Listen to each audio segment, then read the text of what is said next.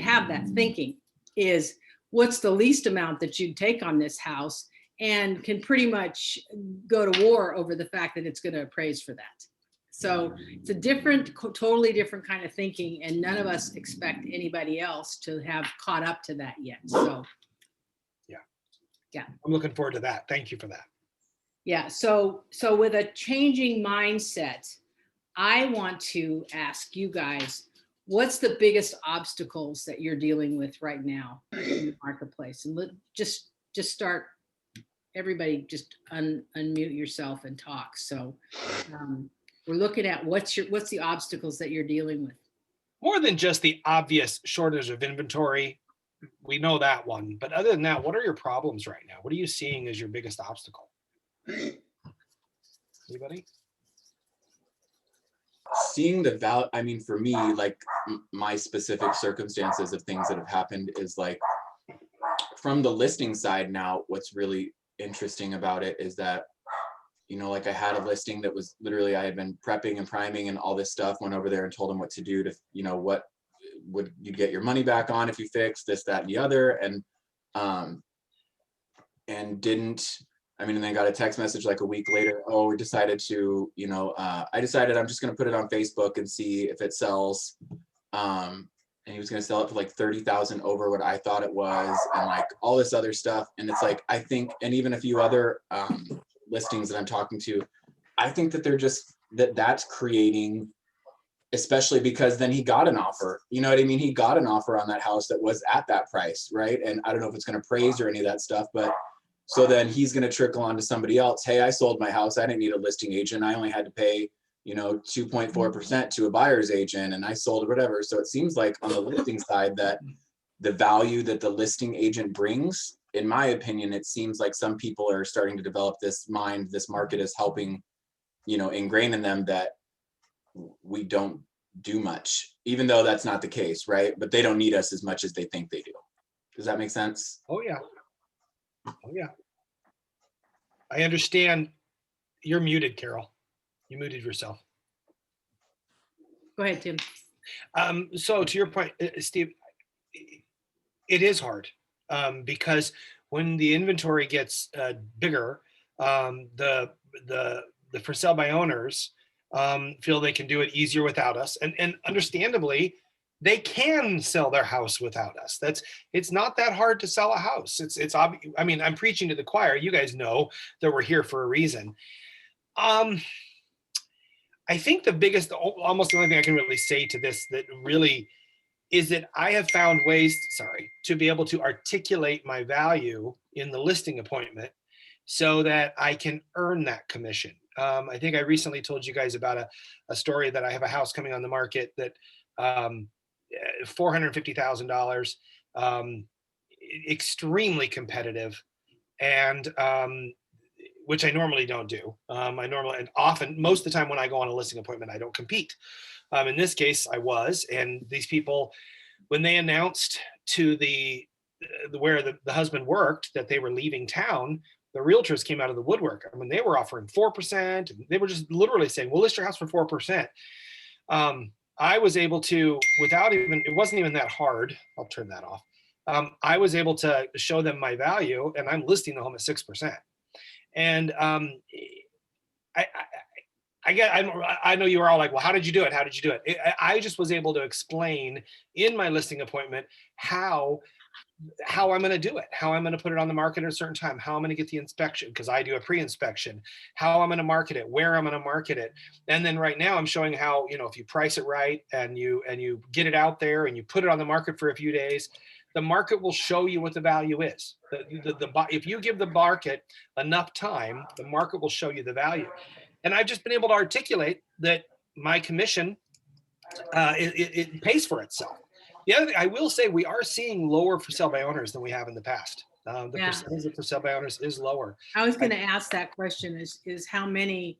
I don't have a stat. I don't see hardly any. I don't know if they're advertising under the, you know, like they're not putting signs out or anything. What are you guys seeing? Well, Christy Howell's about to say something. She has something in the chat. Unmute yourself. Oh my God, yes. Okay, sorry. I was in a CE yesterday that she kind of addressed this for the Nebraska Realtor CE. And she shared this document of like 10 reasons why you don't want to sell it yourself. And I can email that to you, Carol, if you want. I thought it was brilliant. But Yeah, can you? Yeah, please do. she had a list of 244 things that can go wrong. And that is kind of, I haven't looked at that yet, but I did download it. And she has like all the crazy things that can happen during a transaction that nobody wants to talk about, but she has a list of those things. And she said you could hand these to those people that are kind of on the fence going, well, what do we, we have, because I have a seller that just came to me last week and I was going to go take pictures. I took pictures of it on Tuesday and they called me Monday and said they had a friend that was looking, a coworker, and they said that they would buy it as is. And they asked my opinion on it. And I said, I totally get it. And I said, and I told them, and this is probably not the right thing to do, but I said, honestly, I'm never going to be upset with you. You guys got to do what's best for you. But I said, in my opinion, I think you guys could get more if you were on the market. But if that's an offer that you can't refuse, I'm never going to be upset with you ever as an agent if you did a for sale by owner to a friend of yours. But I kind of went through some things that can go wrong. Appraisal, which is one of them. I said, maybe he's willing to waive the appraisal. I said, but if he's not, there are people that are. I said, I can't guarantee that, but that's something that you want to think about too. So they decided to go ahead with it, and we did the pictures, and they are going to list. But these are people that I've past clients of mine that trust me, but yet we're tempted to take an offer possibly from a coworker. Well, you obviously share that with us. articulated your value there. Yeah, you did. Christy, share that with us if you would, please, because that would be brilliant to have. I like that a lot. Are anybody else having problems with losing listings because they decided to go for sale by owner? Is that? I've had a couple, and I thought, didn't there used to be a statistic that said if you sell it by owner versus sell it with an agent, you get like 2% more by doing it with an agent. And I was just wondering if there's an updated statistic, because I really like to lean into that when I'm talking to people, but I don't know if there's a newer. You are right. I would love to know what that statistic is, and I don't know. Maybe one of you want to go out there and look at it. Last time I heard, it was a home listed with a realtor sells on average for 11% more than for sale by owner. That was the last statistic I had ever heard. Because of exposure. Because it seems like when I've lost 2 people that sold it themselves, and it was all about, well, I just don't want to pay your fees. So you have the conversation, well, usually you're going to be asked to pay at least the buyer's agent fees, unless it's somebody that you know. So I'm trying to come up with a better way to talk to them about, how they're going to save money by paying my fees and using me. I think you have to not you, but we have to understand what is it that is attractive to them about selling it on their own. So what you just said, Rhonda, they don't want to pay your fees. So it's money. But what is it that we're going to be taking what problem are we going to be solving that they really would rather not have to solve themselves? And that's where your value comes in. As a salesperson, as a realtor, as a salesperson, period, the only 2 things that you address is what's the problem and how are you the best person for the solution. I don't even think it has anything to do with, and I don't even put this on the table, or it's not even an argument or a discussion that I've had recently. When I think about it, is the issue is not how much money you're going to be putting in your pocket as much as how much value does it bring to the table for me to be the straw that stirs the drink. And the drink is the transition from we want to move to getting to wherever it is that we're going to go. So what's the in between to that? Not just the putting it on MLS and people coming looking at the house and selling it, is how does your value equate to removing a lot of the stress and the problems of getting from this end to that end? And so that's what I would challenge you all to really make note of and be able to articulate is, what is it that you do?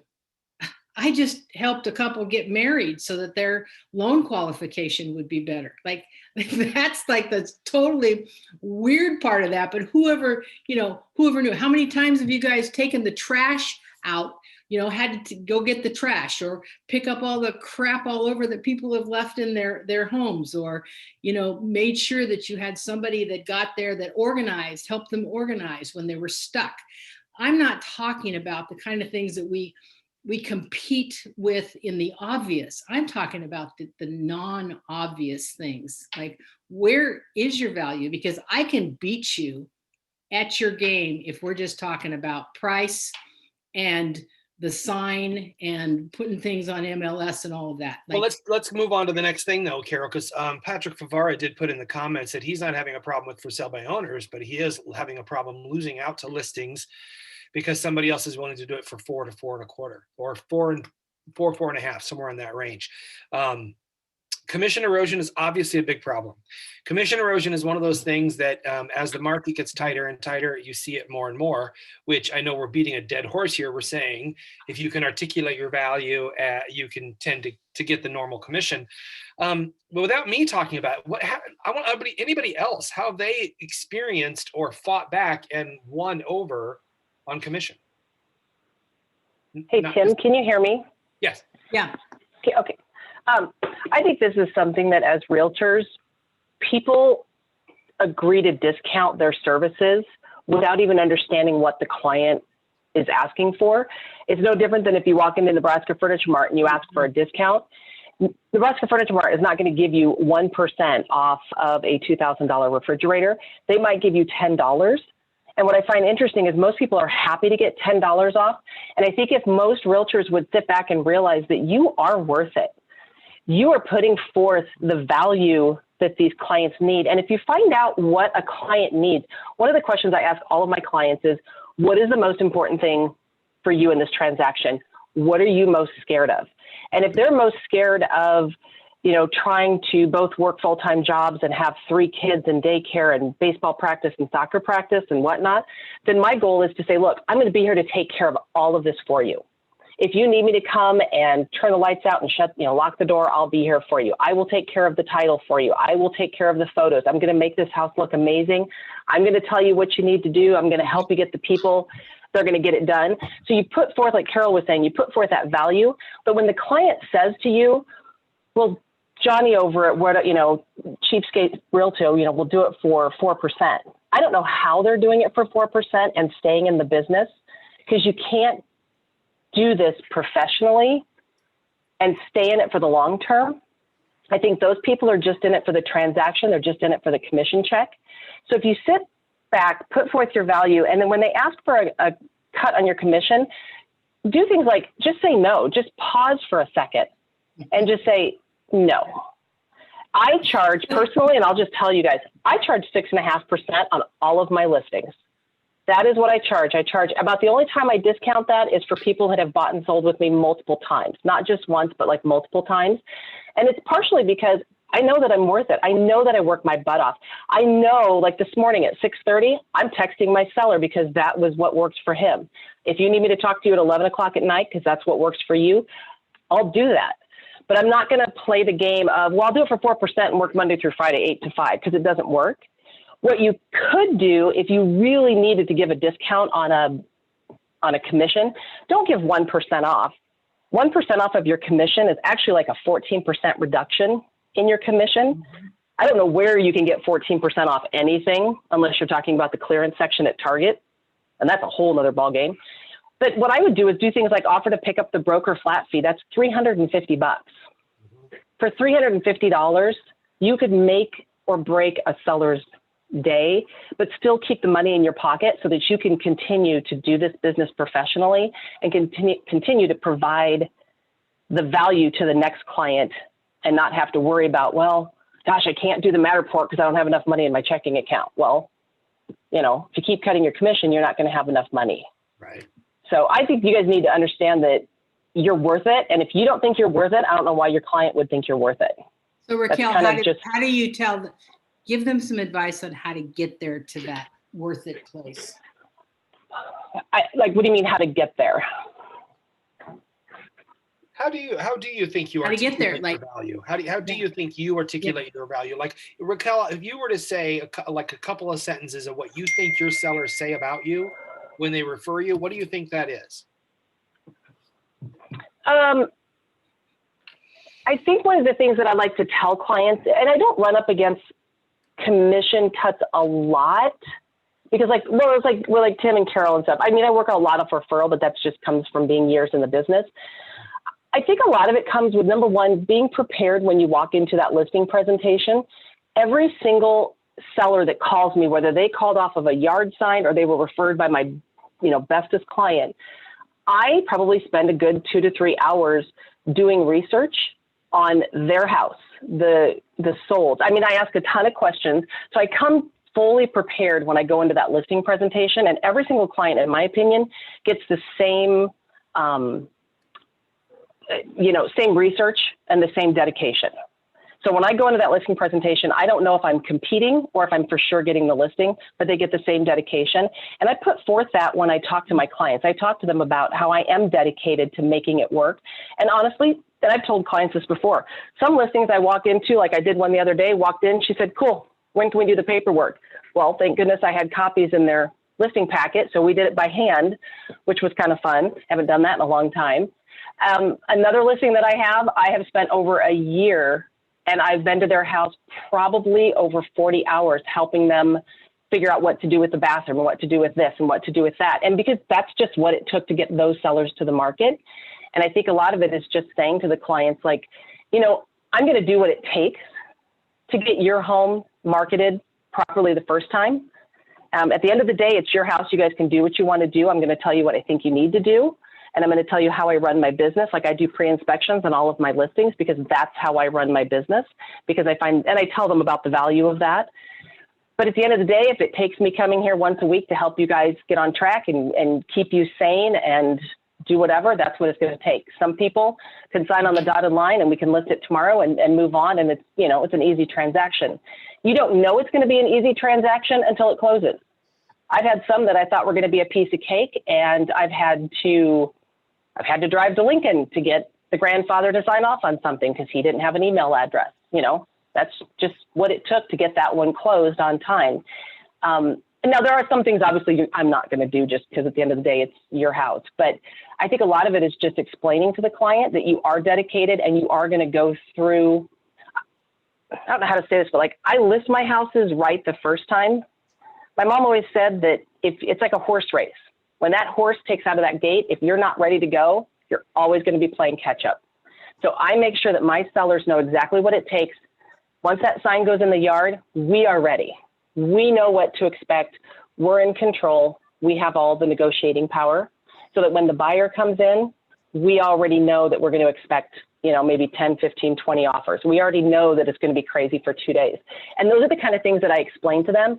And I set them up because I told them, I said, I'm not just going to cut my commission, put a sign in the yard and then sit there and go, oh my gosh, I didn't know we would get 20 offers on this $200,000 house in Midtown.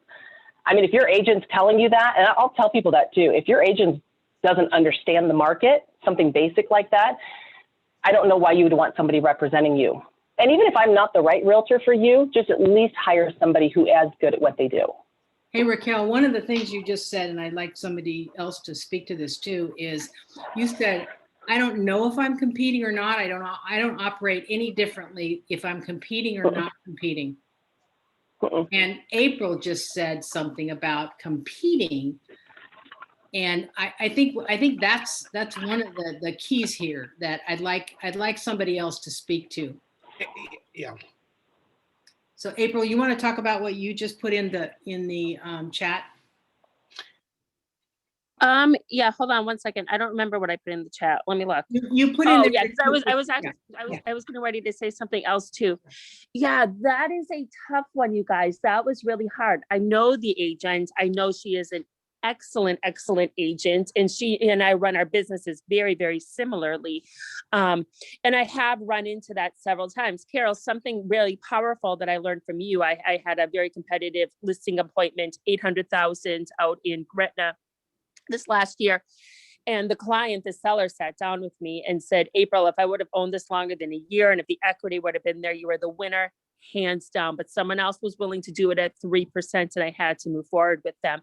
And Carole, you taught me at that point to, when it was very competitive, before you wrap up a listing appointment, to look at the seller and say, if your decision is strictly coming down to commission, if that is what your final decision is, I want you to call me before you make up your final decision on who you're going to move forward with. And we'll see if there's anything we can do to help you in that boat. I've carried that with me ever since, and so that is something that when it is very competitive, I have started saying is, if it is just coming down to those pennies, I want you to call me first. So I think that was a powerful way to approach it. But yeah, that was also very eye-opening to hear it from these sellers who said, gosh, April, you guys did everything the same across the board. And she is a whole percent less. And that was, how do you handle that? What do you say? How do you present your value differently than somebody else when kind of across the board, you were the same person? It was an awkward one. Yeah. That really is. Who else operates that? Like, who else goes in differently when you're competing than when you're not competing, or do you? Yeah, I want to say really quick. I competed not that long ago, and I got it at 6%. And they told me that the agent that I beat out, the first thing he said when he walked in the door is, "I'm looking forward to listing your home at 4%." So he walked in the door saying he was going to list their home at 4%. Luckily, my clients did not see that as value. They saw that for what it was. He walked in the door, discounting his commission, and I'm so glad he did. So glad he did. Yeah. But, hey, everybody, I gotta pick my husband up from the doctor, so I'm going to switch to my phone. So I'm sorry to do that, but I kind of have to. Go, Tim. I'll be right there. All right. He'll be back. Well, and to Tim's note on that, I think that if this is only going to be about who can do it the cheapest, then why are any of us even in business? Why wouldn't you just, have like a customer service rep that you would call? And I kind of relate it to working with a good lender. When I have clients that want to work with like Wells Fargo, for example, I tell them that's fine if you want to work with Wells Fargo, but just please work with somebody local. Call an actual lender that lives here in Omaha, somebody who is vested into the community, because when you deal with a customer service rep, they aren't vested into the success of your loan closing on time and you getting what you need. And I think the same thing goes true. If the guy is going to walk in the door and the first thing he says is, "I'm looking forward to getting your listing at 4%, he's not looking out for your best interest. He's just looking out for his commission check. That's all he wants is his check. Yeah, and I think you either compete in that arena or you don't. You either have a mindset of competing there or not. Let's switch. I was going to, Carole. Yeah. This is Peter. I think, and I've been in and out of this conversation, so forgive me if but we're gonna meet with some folks tonight that emailed us and said, they're hearing rumors that everybody's giving low commissions. So we generally never talk about it. We just say, here's our commission, and then that's it. And the better you are in the living room, the less you're going to have objections. So if you're getting a lot of objections, then you need to start changing your tune. So anyway, and I also think what I think a lot of people don't talk about, and I think we had the discussion about for sale by owner the last time or whatever. I mean, we make more money on the houses because we are skilled at what we do. Mm-hmm. And the idea that it's just about a commission, I mean, I always ask why. When I compete, I'm very different when I compete. A lot of people don't do this, but I ask people, who am I competing with? or is it right if I can bring their numbers with me? I mean, that's unheard of in our business. You never do that. That's bad pool. In the old days, that was bad pool. You know what I mean? But again, remember what kind of industry we work in. I mean, if you go into J Coco and J Coco is packed, you can assume it is good food. If you go to Pitch, you can assume it's good food. If you go into a restaurant and you don't know and it's dead, are you going to eat there? And in real estate, our records are not public to anyone. So how do you choose a lender, I'm sorry, a realtor that you have absolutely no idea whether they watch judge shows all day or sell real estate all day?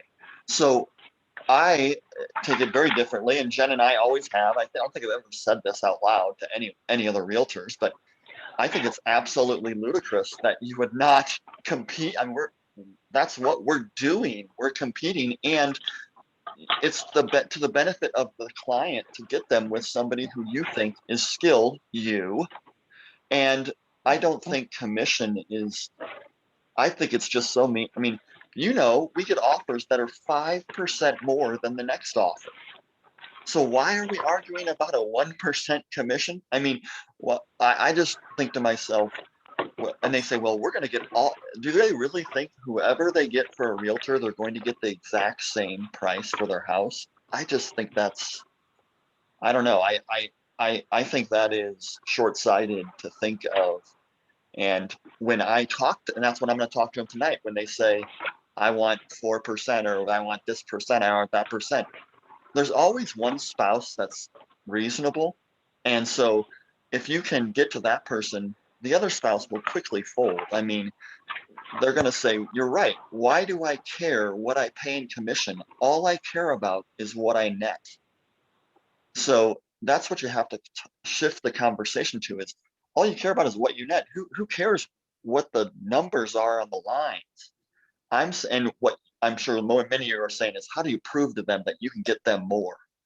Well, that goes back to, what are you doing in the living room and what are you not doing in the living room? So I think that's, if you brush up on the living room, Yeah. Jen and I Good mean, point. obviously older agents, doing it longer, we get less objections. So it's, I guess, easy for me to say, but I think that you'll find even younger agents.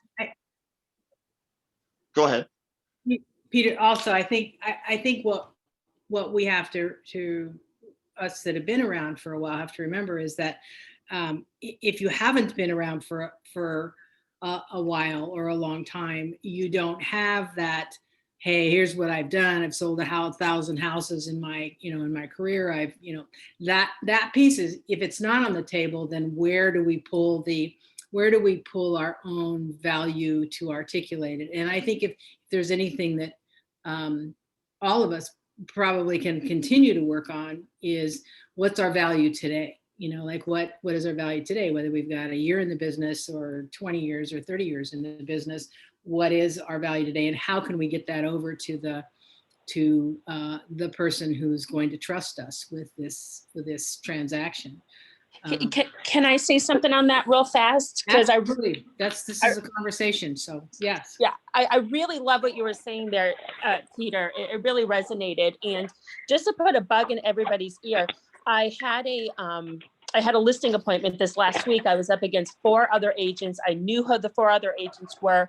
I've worked with them long enough in my career. I know what they charge for commission. So I knew I was coming up against commissions in the 4% range. And I wanted to win this thing. Like, you guys cannot believe. It meant a lot for me to try to beat these other agents, because I've worked with them professionally in other capacities.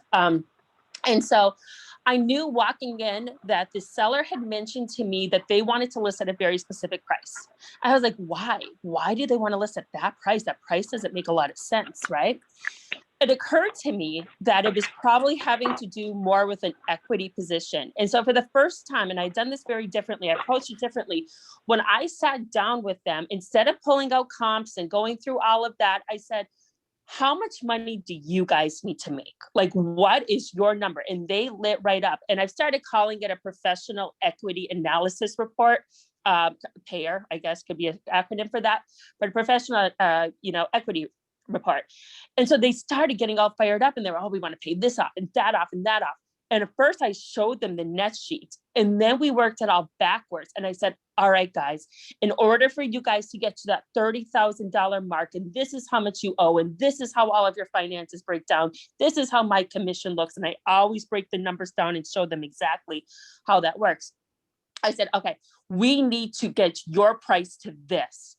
And then I took a comp out and I said, and I think that this can do it. But then if you guys look at this comp, I think that we could adjust your number over here and take it up to this, which means now you guys are closer to that $40,000 mark. I reversed the order I typically do it in, and I presented the equity position first and then showed them the comps that supported it. They loved it. The flow on it was really, really awesome. And it made it all about that bottom dollar and how we could support it to get there versus commission. And that was really powerful. And they really liked it. Well, you're doing a paradigm shift. And that's actually what is needed more than anything in this marketplace, is to be able to say things from a place that you're not saying the same thing everybody else is in the same kind of way. So you're not getting compared in the same kind of way. You're actually getting compared for the value that you just brought by that. And the value is in what, April? It's in what their ultimate goal was, is to What be their goal was. debt-free, not sell the house, be debt-free. Right. And And is put that money not though in the it. goal for most sellers? Most Yeah. sellers, they don't care about pricing as much as they care about how can I get to the bottom line that's needed. I think I'm going to keep that up, presenting the equity analysis first, and then breaking out the comps and seeing how we can work together to get it to the price that's needed. April, were you on the ATA last week with Brad Knoll?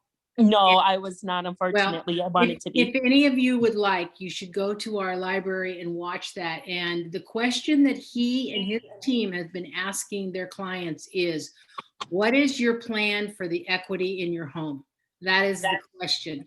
And his answer is, we can help you with that. No matter how they answer, we can help you with that.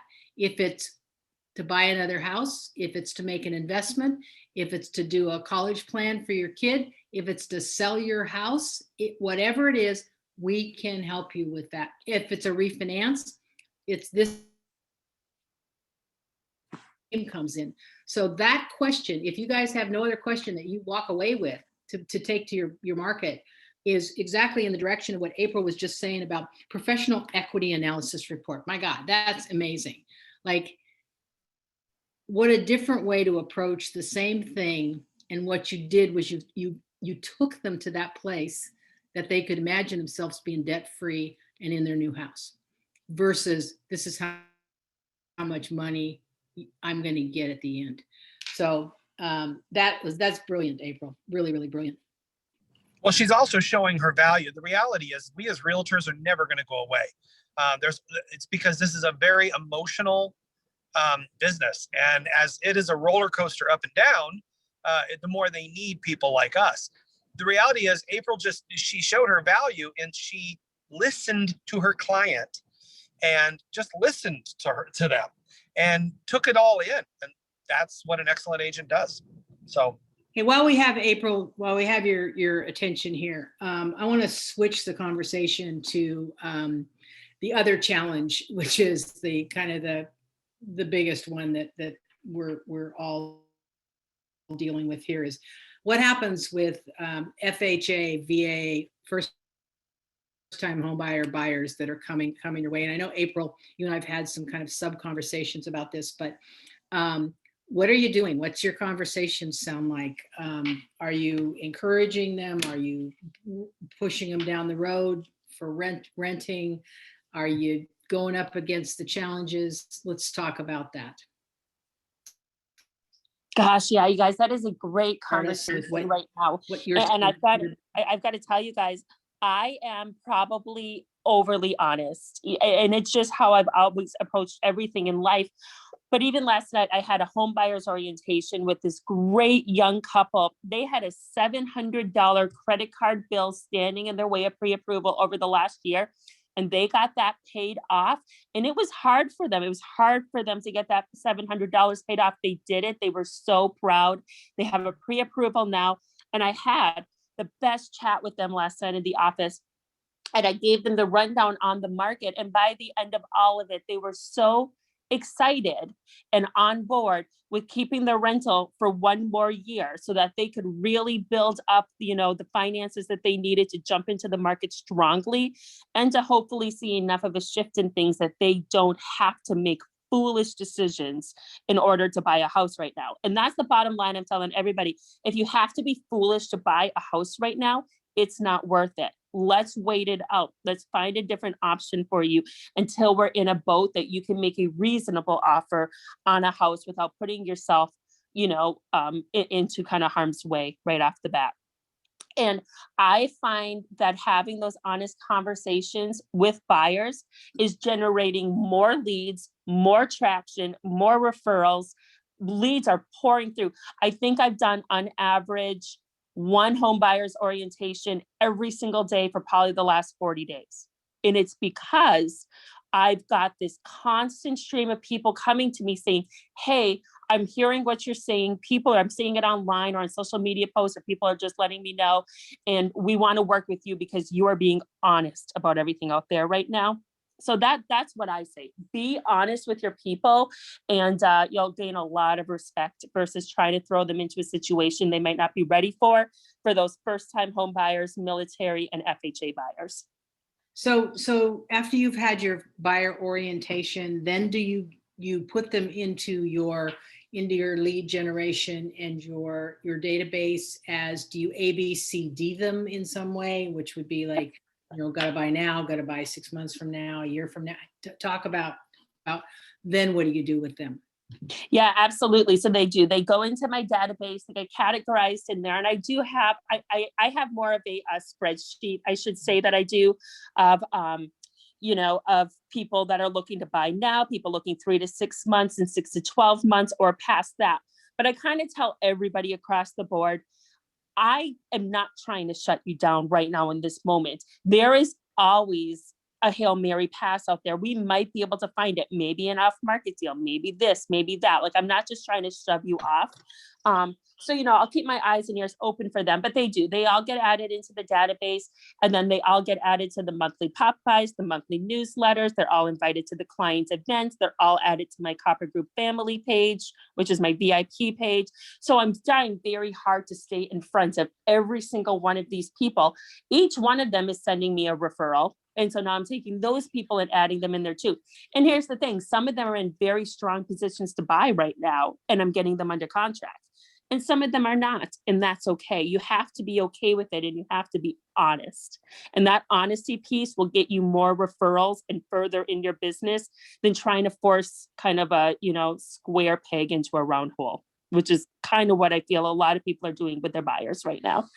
When you win, what do you think is the magic sauce? Luck, definitely luck. That's what I tell people. It's not, it's just, it can sometimes be a matter of good timing. Like I think you guys probably saw the other day, I had a VA buyer who wrote on house after house after house, and they were so beat down by the market. And house listed on a Saturday, they were going to review offer Sunday. My people made an offer Saturday morning. The seller saw it, called their agent and said, shut it down. There's a military family that needs this house. We're done. And they accepted the offer on the spot. Sometimes it's just a matter of really good luck and really good timing. And you will find people and sellers who are more people motivated than money motivated. It can happen. I also put a lot of myself into the offers. So for military, I always pay for the termite inspection. That way I could take it off of the seller's shoulders. I always pay for the escrow closing fee, so the sellers don't feel that extra money. I always pay to have the house deep cleaned for my buyers. That way we can take that stress off of the seller's shoulders. And I write it into the contract like this: buyer's agent April Tucker will have the house professionally deep cleaned to take that stress off of the seller's shoulders. Things like that. Like I literally That's write a really out good the one. reason why. That's really good. Yep. Letters can be very powerful. That's really beautiful. Yeah. Yeah, I don't have a problem at all with letters. I do have a problem with pictures. I don't necessarily like to do the picture thing, but I definitely, don't mind letters. So I find ways to think outside Okay. the box to remove the stress. Another really powerful one is buyers to accept the house in as is cosmetic condition, to include not patching any holes from decor, you know, any of the rough corners, maybe if there's some trim or whatnot. I look for things that might really weigh on the sellers that they need to get done before closing. Heather- And I write that in. April, you just broke up when you said that. As is cosmetic, what? As is cosmetic condition. So, you know, if they're taking decor Right. off of walls, or, you know, if they move something out of a way and, you know, the floor is kind of scuffed up underneath, or those things that can really put the stress on the sellers when they're moving out of a house. Right. I list that out in the offer, and then I put to remove the stress from the sellers. That's good. So I like that. Yeah, that's really good stuff. Like, because that's really what you're doing, but you're actually like saying that's what. Yeah, I do actually to write it remove the stress. into the Yeah. offers. And then another trick that I do, and I think that this has been very helpful, I always do a cover letter with my offers, always. And it has something in there along the lines of, hey, you know, so-and-so, I'm so excited to present my clients, buyers. They have definitely been feeling beat down by this market, but I am so proud of their perseverance, and we are so excited to present this offer. May I ask who's calling? Here are the terms. And then I kind of list out all of the terms, and I do cheers, April Tucker and the Carver Okay. family at the bottom. So when it says it's got, And so I Somebody's- send somebody that needs as to- the cover letter. And then I always download the whole entire thing. And then I go over into Gmail and I upload it as one big PDF. I put myself, I oftentimes put my title closer on there, so like Mary Gusta. And I put the lender on there, and I put the TC on there. And I email that over to the listing agent, and I say, hey team, just so everybody's aware, we are turning in an offer on this house. I am so excited. Hey, Lisa, listing agent, this team works together all the time, and we are standing by ready to process this contract and get this ball, you know, rolling. That's very powerful for people to see it. And then I always have the lender call the listing agent on top of it. Yes. Okay. That was gold. I hope you guys are listening to that, however that equates to how you do business. That breaks through. I think that it breaks through the crowd, and that's what you're trying to do here. So that's good stuff, April. Anybody else want to add about how they're or what their challenges are, or what they are, what are you seeing like with your VA FHA buyers? Somebody comes to you, you know, FHA. Have anybody had any success with FHA buyers in a competition? I actually have had 2 in the last couple of weeks. Yeah, talk about it. I had last night, we got accepted for one that they were in a position that they were able to write over. I think it was, so within the offer, we were just as flexible as we could be. You know, we wrote in there that we would be willing to, you know, entertain post occupancy if that would help the sellers. We also, like April said, we talked about how we will take the burden off of the seller to clean the home. Just a lot of flexibility. I too started writing letters to actually just the buyer's agent, but I like what April just said.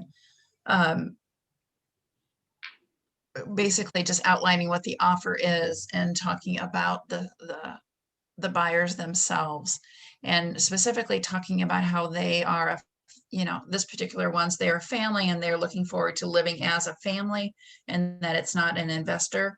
And, you know, they specifically are looking to join, you know, this particular school system, and talking about very specific points of the neighborhood. And the letter that my buyers wrote was very detailed. We walked in and we could envision putting our Christmas tree next to the fireplace in the living room. We're looking forward to having birthday parties on the wonderful deck that you have in the backyard. So just very pointed, you know, I know it draws on heartstrings, but in our case, it actually worked, because I guess there were 42 offers on this home yesterday.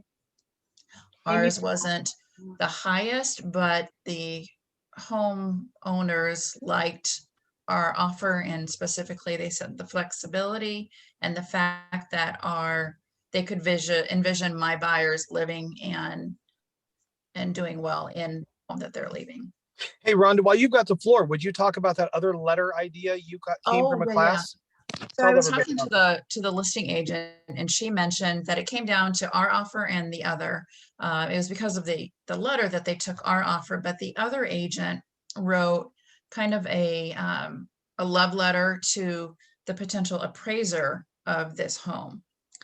Basically, it was directed to the appraiser and said, you know, this is our offer. And it walked through essentially why they felt that the offer that they made was right, specifically on the price. It talked about how this house had, you know, upwards of 42 offers on it. It talked about specifically all of the upgrades that this house had, you know, the new roof, the new HVAC, et cetera, et cetera. But then it went into very pointed, specific statistics that they got off of the OABR, stating that you know, home sales over the last year, they've seen an increase in 16.9%. Home prices in this particular neighborhood has increased by 26% over the last 6 months. So it talked about the specifics, and it was doing a lot of the background work for the appraiser so that the listing agent just turns this letter over to the appraiser. And I know a lot of us will go in and do a lot of comp work and try to do some of that, but this was a very nice, clean. She didn't give it to me, you know, out of courtesy to the other agent that wrote, but she basically told me everything that was involved. So I'm gonna write something like that up for this house, and then going forward too, it's just something different I've never heard of. So a lot of work that is not in the book about whether there's an inspection or no inspection. None of you have talked about any of that other than how you advocated for your buyer. That's what I'm hearing from every single one of you. And I think it's probably going to be across the board. But if nothing else, I think that point is very, very well taken. We need to be better at advocating for our buyers and do exactly those things. What other we're almost out of time. I can't believe we burned an hour on this, but what other questions do you guys have, or comments, or for a final? Christy?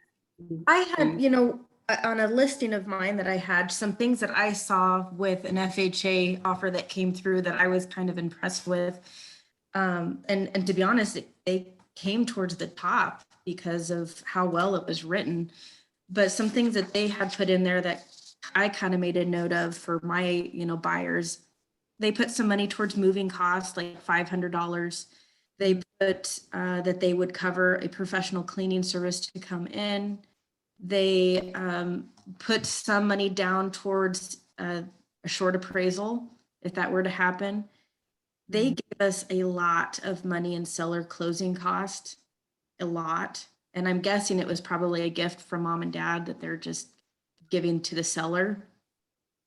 And then the other thing that kind of helped is they wrote a post occupancy for my sellers so that they had the ease of moving was a lot easier for them. So they didn't have to rush to get out of the house. And that would be, excuse me, at no cost to them to do the post occupancy. So I thought that was kind of, Well, they're all things that are not going to be contingent upon that amount of money being in the appraisal. So either you throw it into the offer and then the appraisal has to meet it. And if it doesn't, you have to come up with that cash, or better at the beginning that the seller sees it as something just directed towards them outside of the sale. So yes, I agree. And the other thing that I mean, what I do is I always email, you know, if I'm putting the offer in, I always email the agent, and I download just like that was talked about before. I download my offer and put it in the email, but also share it in the loop. But I want them to see my email, and what I put in my email is I kind of brag about my lender, of how quick they are as far as getting things done. They're always updating us. So I kind of brag about my lender. And then I try to talk about what I do to try to make their life easier. I'm going to keep up with the appraisal and all of that, and I'll keep them in the loop. And I will follow through and make sure that this is a smooth process. But then I also put in, I do have my sellers write a letter, a love letter. But when I tell people to write a love letter, I make sure that I make it a point that when they write those letters, it's not so much about them talking about themselves, that maybe they're a teacher or wherever they work and they have 5 kids. Yes, that's great. But what a seller really wants to see in those letters is, why my house? Yeah. Why I love my house? So I don't really need to know about, how many kids they have and where they came from and where they grew up. And I mean, that's great. But what I want them to put in that offer is, why do you love this house? What stands out? That seller wants to know that you appreciate the work that they've put into that house. And they want to know that you love it just as much as they love it, and that you're going to take great care of it.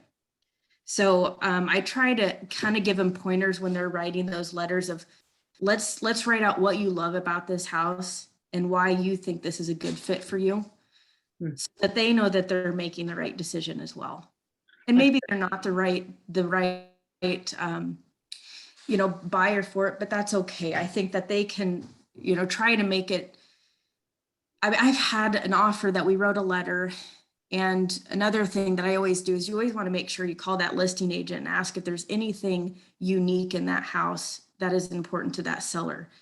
I've gotten an offer accepted not being the highest because I asked the seller or the agent, is there something that's important to the seller that's kind of unique? Is there anything they're attached to? And the seller's agent told me that they had just bought a brand new oven and they're really partial to it, which was extremely odd. We wrote the oven out and we got it.